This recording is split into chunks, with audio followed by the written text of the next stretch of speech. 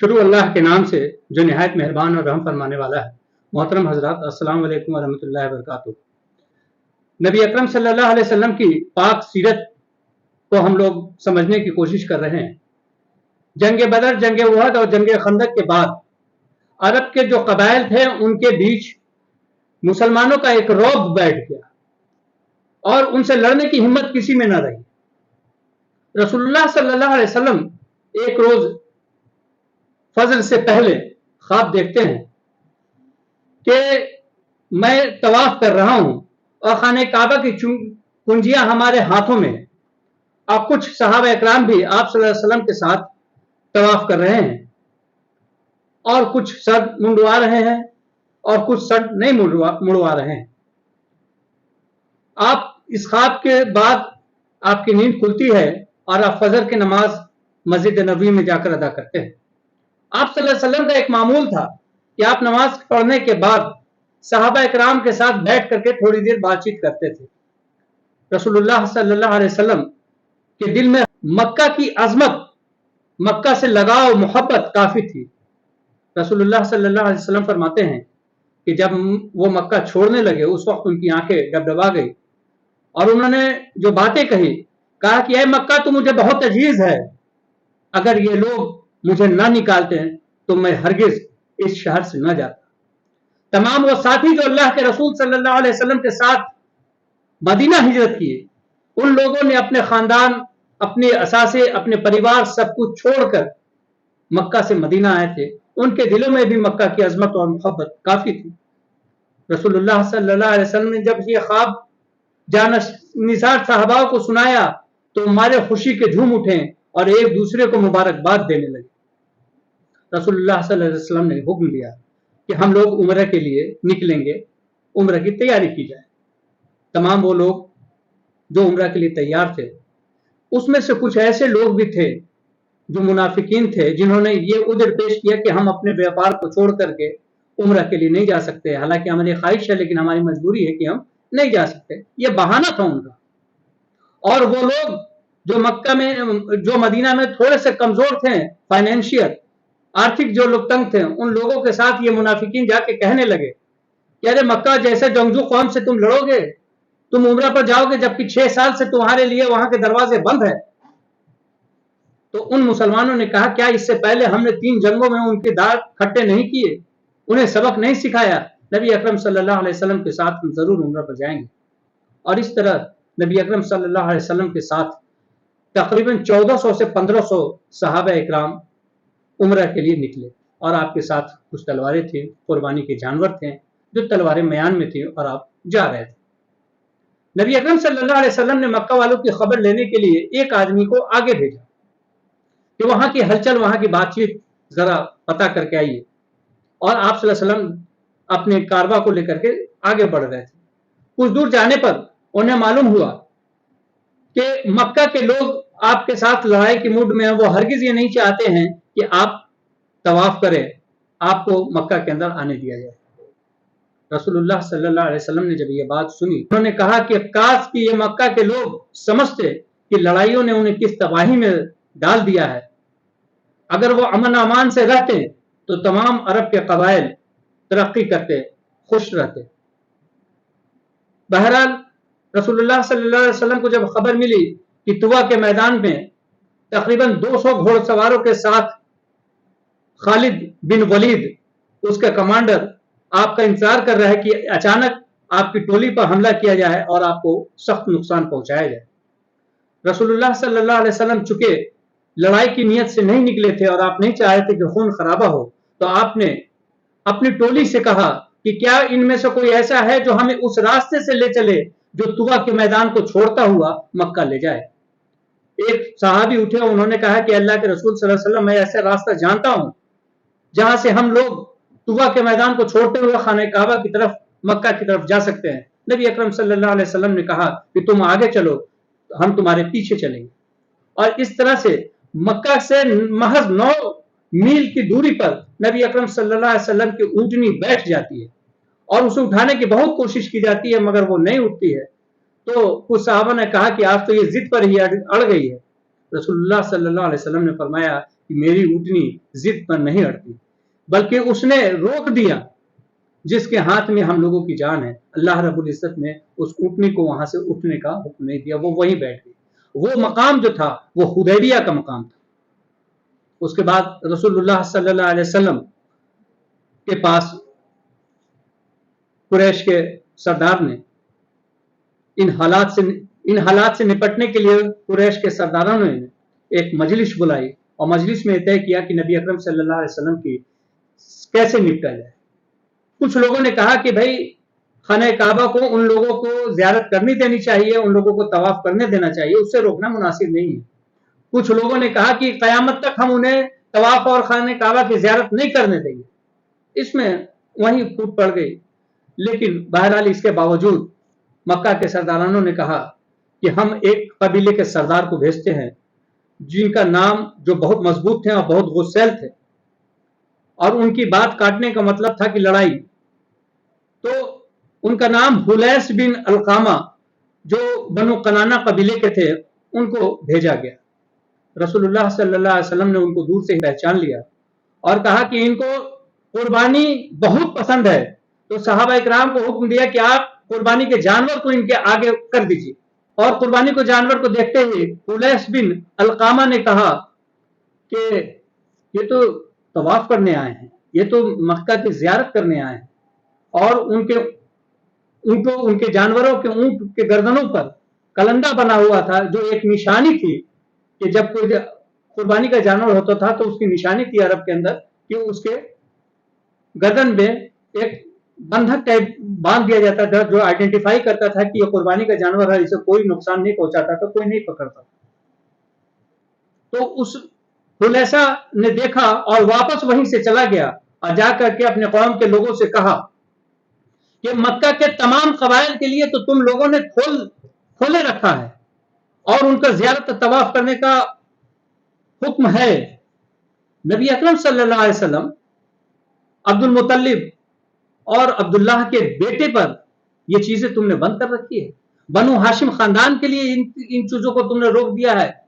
کہا کہ تم لوگ انہیں قربانی کرنے دو، انہیں آنے دو، طواف کرنے دو، یہ تمہارے لیے زیادہ بہتر ہے۔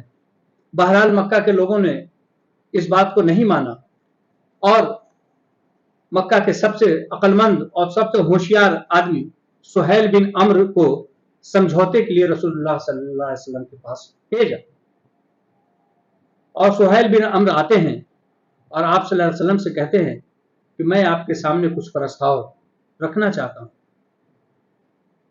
آپ صلی اللہ علیہ وسلم نے کہا کہ بالکل آپ اس پرستاؤ کو رکھیے۔ رسول اللہ صلی اللہ علیہ وسلم سے پہلی جو اس سمجھوتے جو صلح حدیبیہ کے نام سے اسلامی تاریخ میں فیمس ہے، اس میں پہلا سمجھوتا جو تھا وہ یہ تھا، آپ اس سال عمرہ نہیں کریں گے اور آپ اپنے صحاباؤں کے ساتھ لوٹ جائیں گے۔ اگلے سال آپ عمرہ کے لیے آئیں گے اور آپ کے ساتھ چند ہتھیار کی شکل میں چند تلواریں ہوں گی جو نیان میں ہوں گی، اور اس کے علاوہ آپ کوئی ہتھیار نہیں رکھیں گے۔ رسول اللہ صلی اللہ علیہ وسلم نے کہا کہ میں نے اسے مان لیا۔ پھر دوسرا سمجھوتا رہا کہ یہ جو معاہدہ ہے وہ 10 سال تک رہے گا اور ان 10 سالوں میں کوئی کسی پر حملہ نہیں کرے گا۔ رسول اللہ صلی اللہ علیہ وسلم نے کہا کہ اس سمجھوتوں کی بھی میں مان لیتا ہوں۔ تیسرا سمجھوتا جو محمد صلی اللہ علیہ وسلم کے عہد و پیمان میں رہنا چاہے، جو آپ کے ساتھ سمجھوتا کرنا چاہے، وہ آپ کے ساتھ سمجھوتا کرنے کے لیے آزاد ہے، اور جو عرب کے دوسرے قبائل کے ساتھ ہمارے ساتھ سمجھوتا کرنا چاہے تو وہ آزاد ہے۔ اور ان دونوں سمجھوتے میں جو جس کے ماتحتی میں رہے گا، اگر کسی بھی قبیلے پر حملہ ہوتا ہے تو اس کا قبیلہ پر حملہ مانا جائے گا۔ رسول اللہ صلی اللہ علیہ وسلم نے کہا کہ یہ بھی شرط منظور ہے۔ چوتھی شرط جو رکھی گئی کہ آپ صلی اللہ علیہ وسلم کا کوئی انسان، کوئی شخص ہمارے پاس اگر بھاگ کے چلا آیا تو ہم اس کو پناہ دیں گے، ہم اسے آپ کے حوالے نہیں کریں گے، لیکن اگر ہماری مرضی کے خلاف کوئی آپ کا ساتھی ہمارے یہاں سے بھاگ کے آتا ہے تو ہم اسے آپ کو واپس کرنا پڑے گا، آپ اسے پناہ نہیں دیں گے۔ رسول اللہ صلی اللہ علیہ وسلم کچھ دیر کے لیے اپنے سر کو جھکاتے ہیں، اور یہ جب سر جھکاتے ہیں تو اللہ رب العزت کی وحی کا انتظار ہوتا ہے، اور جب یہ بات کلیئر ہو جاتی ہے تو نبی اکرم صلی اللہ علیہ وسلم نے کہا کہ میں نے اس بات کو مان لیا۔ یہ بات ابھی ہوئی تھی کہ تمام کے تمام صحابہ رضی اللہ عنہ بہت ہی غم و غصے اور مایوسی کی شکار ہو گئے۔ حضرت عمر فاروق رضی اللہ عنہ کا تو یہ عالم تھا کہ آپ صلی اللہ علیہ وسلم نے نبی اکرم صلی اللہ علیہ وسلم کے پاس آ کر کہا کہ اللہ کے رسول صلی اللہ علیہ وسلم، کیا آپ اللہ کے نبی نہیں ہیں، اللہ کے رسول نہیں ہیں؟ تو آپ صلی اللہ علیہ وسلم نے فرمایا کہ بے شک میں اللہ کا رسول۔ کہا کیا ہم مسلمان نہیں ہیں، ہم حق پر نہیں ہیں؟ تو آپ نے کہا بے شک میں ہم حق پر ہیں۔ پھر آپ نے فرمایا کہ اے اللہ کے رسول، پھر یہ جھک کر کے ایسا سمجھوتا کیوں؟ نبی اکرم صلی اللہ علیہ وسلم نے کہا میں اللہ کا بندہ بھی ہوں اور میں اللہ کا رسول بھی ہوں۔ یہ الفاظ آپ صلی اللہ علیہ وسلم کے نکلے۔ اس کے بعد آپ اسی بے چینی کی حالت میں حضرت ابو بکر رضی اللہ عنہ کے پاس گئے اور آپ یہی کلمات دہراتے ہیں۔ حضرت ابو بکر کہتے ہیں کہ اے عمر شانت ہو جاؤ، اس بے چینی میں پریشانی میں مت رہو، یہ جان رکھو کہ محمد صلی اللہ علیہ وسلم اللہ کے رسول بھی ہیں۔ اس بات کو یقین رکھو کہ نبی اکرم صلی اللہ علیہ وسلم جو فیصلہ کریں گے وہ سب سے بہتر فیصلہ ہوگا۔ اسی بیچ سہیل بن عمرو کا لڑکا جو کافی پریشان اور مارا پیٹا گیا، ایسے بہت ستایا گیا تھا، وہ بھاگ کر کے آتا ہے نبی اکرم صلی اللہ علیہ وسلم سے اور وہ آپ سے التجا کرتا ہے کہ آپ ہمیں اپنے پناہ میں لے لیں۔ سہیل کہتا ہے کہ اگر پناہ میں لیا گیا تو یہ سمجھوتا ابھی ختم ہو جائے گا۔ نبی اکرم صلی اللہ علیہ وسلم نے کہا کہ یہ سمجھوتا ہوا کہاں؟ آپ نے کہا کہ ہوا ہو یا نہ ہوا ہو، اگر آپ نے اسے پناہ دی تو یہ سمجھوتا ابھی ختم ہو جائے گا۔ رسول اللہ صلی اللہ علیہ وسلم نے فرمایا کہ تم صبر کرو اور تم واپس چلے جاؤ۔ آپ نے اسے اس کے باپ کے حوالے کر دیا۔ اس کے بعد حضرت علی رضی اللہ عنہ کو بلایا اور کہا کہ اے علی، آپ سمجھوتے کی شرائط لکھیے۔ نبی اکرم صلی اللہ علیہ وسلم نے کہا کہ لکھیے بسم اللہ الرحمن الرحیم۔ سہیل بن عمرو نے کہا کہ رحمان اور رحیم لکھنے کا ہمارے یہاں رواج نہیں، ہم نہیں جانتے کہ رحمان اور رحیم کیا ہے، اس لیے آپ سے بسم اللہ ہما لکھوائیے۔ نبی اکرم صلی اللہ علیہ وسلم نے حضرت علی کو کہا کہ آپ بسم اللہ ہما لکھیے۔ اس کے بعد نبی اکرم صلی اللہ علیہ وسلم فرماتے ہیں کہ لکھیے محمد الرسول اللہ۔ سہیل بن عمرو کہتا ہے کہ اگر ہم آپ کو اللہ کا رسول مان لیتے تو جھگڑا ہی کس بات کا تھا؟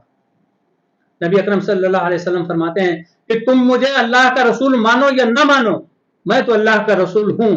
اور حضرت علی کو کہتے ہیں کہ رسول اللہ مٹا دیجیے اور محمد بن عبداللہ لکھا جائے۔ تو حضرت علی کو یہ گوارا نہیں ہوتا ہے کہ رسول اللہ مٹائے، تو نبی اکرم صلی اللہ علیہ وسلم نے اپنے مبارک ہاتھوں سے رسول اللہ ہٹا دیا اور اس کے بعد یہ سمجھوتا طے پایا۔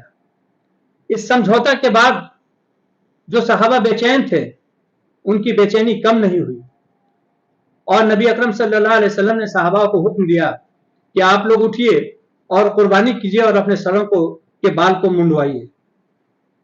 کوئی صحابہ نہیں اٹھے۔ یہ معاملہ 3 بار آپ نے فرمایا اور 3 بار میں یہ باتیں نہیں مانی گئی۔ صحابہ کے اس عمل کو دیکھ کر رسول اللہ صلی اللہ علیہ وسلم غمزدہ ہوئے، پریشان ہوئے اور آپ نے اپنے جوز محترمہ حضرت ام سلمہ رضی اللہ عنہ سے کہا کہ آج صحابہ کو کیا ہو گیا ہے کہ یہ لوگ ہماری بات کو نہیں سن رہے ہیں۔ آپ نے کہا، مشورہ دیا، اے اللہ کے رسول صلی اللہ علیہ وسلم، سب سے پہلے آپ اپنے جانور کو قربان کیجیے اور اپنے سر کے بانڈ منڈوائیے۔ آپ صلی اللہ علیہ وسلم اٹھے اور آپ نے اپنے جانور کی قربانی دی، اس کے بعد اپنے سر کو منڈوایا۔ یہ دیکھنا تھا کہ تمام کے تمام صحاباؤں نے اپنے جانور کو قربان کیا اور اپنے سر کو منڈوانا شروع کر دیا۔ دیکھیں، آپ غور کریں کہ عرب کے اندر سب سے مضبوط، سب سے جنگجو جو قوم تھی وہ مکہ کی قوم تھی اور یہ بت پرستی کی سب سے زیادہ سمجھے نیترتو کرنے والی قوم تھی۔ اس کا سائلنٹ رہ جانا، اس کا جنگ نہ لڑنا، اس کو لوگوں کے ساتھ معاہدے نہ کرنا، اس بات کے لیے نبی اکرم صلی اللہ علیہ وسلم کو اتنا اچھا موقع ملا کہ آپ صلی اللہ علیہ وسلم نے اس پورے وقت میں آپ نے دین کا دعوت کا کام کیا اور بڑے سے بڑے قبیلے تک دین کی دعوت پہنچایا اور یہ دین لوگوں نے قبول کیا۔ چونکہ یہاں سمجھوتا تھا کہ آپ ایک دوسرے کو روکیں گے نہیں، آپ ایک دوسرے کے بیچ میں نفرت نہیں پیدا کریں گے، اس کے لیے رکاوٹ نہیں بنیں گے۔ یہ مواقع اللہ کے رسول صلی اللہ علیہ وسلم کو اتنا شاندار ملا کہ آپ نے جو اس دوران کام کیا وہ زبردست کام ہوا۔ اور اس شانتی کے ماحول میں نہ صرف آپ نے ان لوگوں کو جو لوگ اسلام میں عرب کے قبائل تھے، بلکہ اس کے علاوہ جو آپ نے دیگر بادشاہوں کو خطوط لکھے۔ آپ دیکھیں کہ نجاشی جو حبشہ کا بادشاہ تھا اس کو آپ نے خط لکھا، آپ نے شاہ مصر کے نام خط لکھا، آپ نے قیصر کے بادشاہ کو خط لکھا، آپ نے سعدی کو خط لکھا، آپ نے دمشق کے راجہ کو خط لکھا, آپ نے شاہ یمن کے بادشاہ کو خط لکھا, اور ان تمام قبائل کے بعد اس میں جو حکمت عملی سمجھ میں آ رہی ہے کہ جو شانتی کا معاملہ تھا, جو امن قائم کیا, اس میں جو اسلام کا ڈیولپمنٹ ہوا, آج بھی اگر کہیں ضرورت پڑے کچھ قربانی دینے کی, اور اس قربانی کے بدلے میں اگر امن قائم ہوتا ہو, تو امن کو اللہ اور اس کے رسول نے زیادہ پسند کیا ہے بنسبت کی تھوڑی دنوں کے لیے ہمیں ایسے مواقع مل جائیں کہ ہم دین کا پرچار اور پرسار کر سکے, اسلام کی بات لوگوں تک پہنچا سکے. اس کے لیے ضروری ہے کہ حالات شانتی کی ہو, امن قائم ہو سماج میں. اس کے لیے ان حکمتوں کو سمجھنے کی ضرورت ہے جو نبی اکرم صلی اللہ علیہ وسلم کو اللہ رب العزت نے دکھائی, اور اس کے جو فائدے ہوئے آپ کو آگے اس کی بات آئے گی. جب فتح مکہ کے دور میں یہ بنیاد بنی, تمام جنگوں میں فتح, تمام لوگوں کے دلوں کے جیتنے میں جو یہ صلح حدیبیہ کارگر ثابت ہوا, اس کی پوری تاریخ ہے کہ ایسی صلح, ایسا امن قائم ہوا کہ اسلام کو اس سے صرف فائدہ ہی فائدہ ہوا, اور اس بات کو مکہ والے سمجھ گئے کہ ہم جو ہے بڑے نقصان میں آ گئے ہیں. وآخر دعوانا ان الحمد للہ رب العالمین.